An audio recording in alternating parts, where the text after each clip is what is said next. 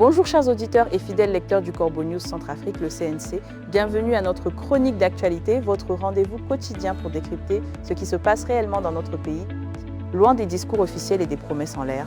Aujourd'hui, nous allons parler d'une situation qui nous révolte à Niem, dans la Nana Mambéré. On nous parle de sécurité, mais sur le terrain, c'est le chaos. Pour en parler, j'accueille notre journaliste de terrain, le redoutable Anselme Bata. Bonjour Anselme Bata. Bonjour Gisèle Moloma et bonjour à tous nos auditeurs. Je suis prêt à vous donner les dernières informations et malheureusement, elles sont loin d'être réjouissantes. Je n'en doute pas. Anselme Bata, on nous annonçait une pacification du territoire, mais il semblerait que certains éléments armés aient une vision toute personnelle de la sécurité, surtout quand il s'agit de s'approvisionner. Racontez-nous ce qui s'est passé à Niem. Exactement, Gisèle Moloma. Les informations qui nous parviennent de Niem, ce lundi 22 juin 2026, sont claires. Les mercenaires russes du groupe Wagner ont de nouveau fait leur apparition. Dans le quartier hôpital, ils ont, tenez-vous bien, braqué un boutiquier, ce qui a semé une peur généralisée dans tout le secteur. Ah, le grand retour des protecteurs. Ils reviennent donc pour sécuriser les fonds de caisse des petits commerçants. C'est ça? Le dictateur Faustin Archange Touadéra nous avait pourtant dit que ces gens étaient là pour notre bien. C'est là toute l'absurdité. Gisèle Moloma. En effet, cette commune d'élevage de Niem, située dans la préfecture de la Nana Mambéré, ressent une fois de plus le poids des armes. Ce lundi, la simple présence de ces mercenaires russes de Wagner dans le secteur de l'hôpital a suffi à arrêter toute activité locale. Sans aucune alerte préalable, ces hommes armés ont fait irruption dans une boutique de quartier. Sous la menace directe de leurs armes, ils ont forcé le propriétaire à leur remettre la totalité de sa caisse ainsi que ses stocks de marchandises. Mais c'est incroyable. Et les habitants, Anselme Bata, qu'ont-ils pu faire face à une telle situation? Le régime de l'empereur Faustin nous présente ces mercenaires comme une armée invincible. Mais on dirait surtout qu'ils sont invincibles quand il s'agit de s'attaquer aux plus faibles. C'est malheureusement ce qui ressort des témoignages. Gisèle Moloma. À une certaine distance, les habitants ont assisté, sans pouvoir agir, à ce hold-up. La crainte de représailles a neutralisé les témoins qui ont dû observer les mercenaires charger leur butin avant de partir. Et pour la population de Niem, ce n'est pas la première fois que ce commerçant est visé par les Wagner. En plus de cela, la MINUSCA, de son côté, est perçue sur place par la population comme totalement impuissante, ne parvenant pas à déployer ses forces pour protéger les civils et leurs biens.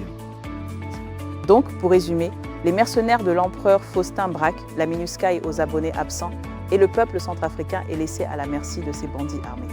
Et pendant ce temps, à Bangui, le dictateur Faustin Archange Touadéra doit certainement applaudir ses partenaires russes, tout en ignorant la détresse de sa propre population. C'est ça la bonne gouvernance version Touadéra. Votre observation est juste, Gisèle Moloma.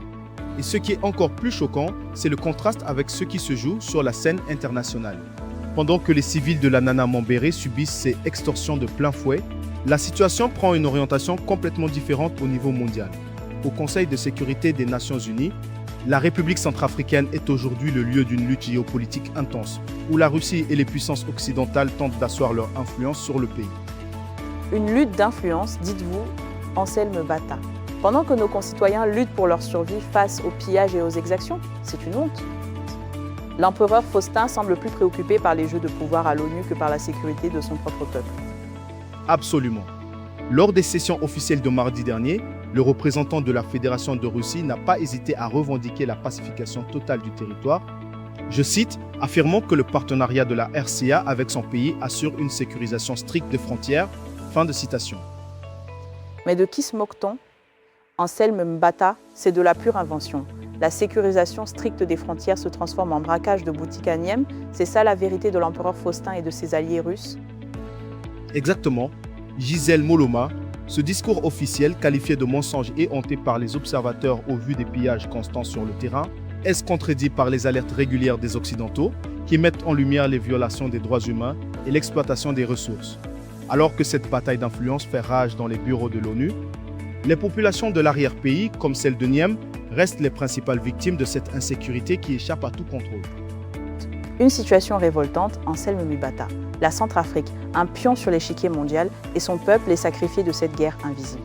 Merci beaucoup, Anselme Bata, pour ce compte rendu édifiant. Merci à vous, Gisèle Moloma. Cet article a été rédigé par notre équipe avec Martial Passy, sous la supervision de notre directeur de publication, M. Alain Enzilo. Et pour toutes vos informations, vos témoignages, vos alertes, N'oubliez pas que Corbeau News Centrafrique est à votre écoute. Vous pouvez nous contacter via notre numéro de téléphone ou WhatsApp, plus 236 70 16 44 65. À bientôt à nos auditeurs et lecteurs.